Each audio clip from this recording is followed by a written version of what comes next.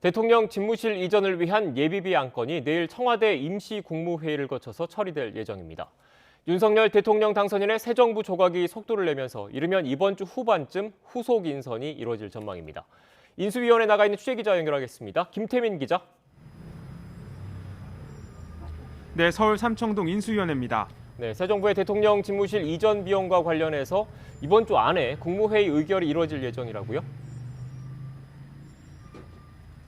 네, 그렇습니다. 앞서 YTN은 오늘 열린 국무회의에서는 예비비 안건 상정이 불발됐다는 소식을 앞서 전해드렸는데요. 새 정부의 용산 집무실 이전을 위한 예비비 300여억 원이 내일 임시국무회의에서 상정돼 처리 수순을 밟을 것으로 보입니다. 청와대 관계자는 어제 보안 문제에 있어서 몇 가지 추가 검토할 부분이 있어서 오늘 국무회의는 올라가지 않았다며 대신 임시국무회의를 열 것이라고 밝혔는데요.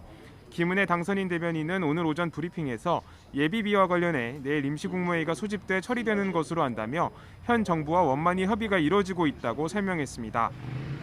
또 인수위 측에서 요청한 496억 원이 전부 상정되지 않는 점에 대해선 구체적 액수에 따라 상호 의견 구환이 있을 정도로 급박한 사안은 아니라고 선을 그었습니다. 앞서 윤석열 당선인은 전날 국민의힘 의원들과 가진 오찬에서 취임 이후 천막을 치더라도 5월 이후엔 국민께 청와대를 돌려드리겠다고 강조한 것으로 전해졌는데요. 이처럼 당선인 의지가 확고한 만큼 집무실 이전을 위한 예비비가 일부라도 의결되면 후속 작업에는 한층 탄력이 붙을 전망입니다. 네, 또 새 정부 내각 인선이 가장 큰 관심 가운데 하나인데 앞으로 경제 안보 분야 인선도 이루어질 전망이죠? 네, 그렇습니다. 새 정부 국정 운영 전반을 관리할 총리 후보자가 지명되면서 후속 인선 작업도 속도를 내고 있습니다. 앞서 인수위 관계자는 윤석열 당선인이 지명 전부터 한덕수 후보자와 장관 인선에 대해 심도 깊은 논의를 했다고 밝혔는데요. 이를 바탕으로 이르면 모레부터 국정 최우선 현안으로 꼽히는 경제 안보 분야 인선이 이뤄질 것으로 보입니다. 총리 후보자와 경제원팀을 이룰 경제부총리 후보자에는 국민의힘 추경호 의원이 사실상 내정된 것으로 알려진 가운데 핵심 요직으로 꼽히는 국정원장에는 조태용 의원, 외교부 장관에는 박진 의원 등이 하마평에 오르고 있고 산업부 장관 후보로는 경제 2분과 간사를 맡고 있는 이창양 교수가 유력한 것으로 전해졌습니다. 이런 가운데 한덕수 총리 후보자에 대한 검증 문제도 본격적으로 제기되고 있는데요. 한 후보자가 과거 법무법인에서 고액 연봉을 받은 점과 외환은행 론스타 매각에도 관여했다는 의혹에 대해 민주당은 송곳 검증을 벼르고 있습니다. 이에 대해 인수위 측은 고액 연봉 문제는 일부 국민 눈높이와 맞지 않는 점이 있다는 건 미리 알고 있었지만 지금의 난국을 타개하고 실질적인 국민 삶의 보탬이 될 적임자라 판단했다고 설명했습니다. 한 후보자 역시 오늘 오전 출근길에서 고액 연봉은 문제가 없다 생각한다며 모든 자료는 국회 청문회에 제출하고 이후 사실관계를 기초로 언론과 국회의원들이 질문과 토론으로 판단할 거라 말했습니다. 이어 개별 건수 하나하나를 가지고 옳으냐 또 그르냐를 따지는 건 의미가 없다 생각한다고 선을 긋기도 했습니다. 오늘 윤석열 당선인 일정에 대해서도 간략히 정리해 주시죠. 네, 윤석열 당선인은 오늘 오전 세 번째 인수위원회 간사단 회의를 주재했습니다. 이 자리에서 어제 1차로 취합된 각 분과별 국정과제를 선별하는 작업을 진행했는데요.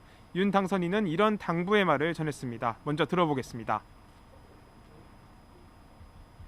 우선 추진해야 할 과제들에 대한 선별 작업을 진행할 텐데 제가 선거 과정에서 국민께 약속드린 공약이 국정과제에 제대로 반영되어 있는지 다시 한번 점검해 주시기 부탁드립니다.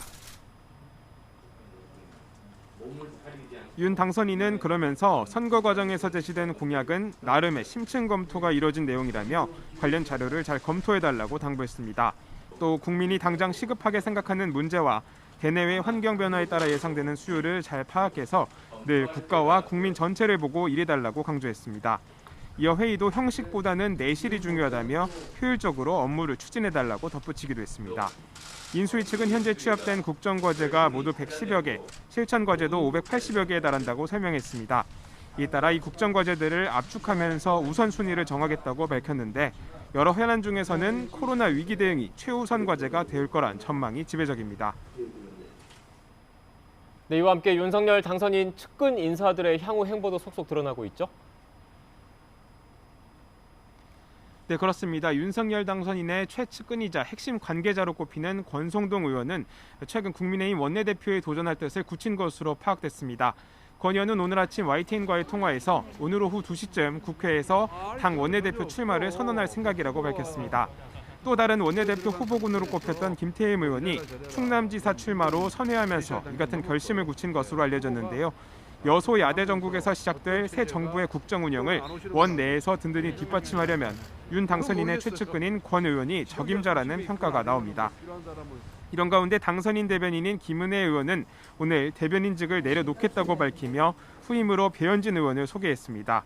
김 의원은 이후 경기지사 출마 의사를 사실상 굳힌 것으로 알려졌는데요. 지난 대선 국면에서 이른바 대장동 저격수로 활동했을 뿐 아니라 인수위에서도 핵심 역할을 맡았던 만큼 유승민 전 의원과의 경쟁 구도를 형성할 전망입니다.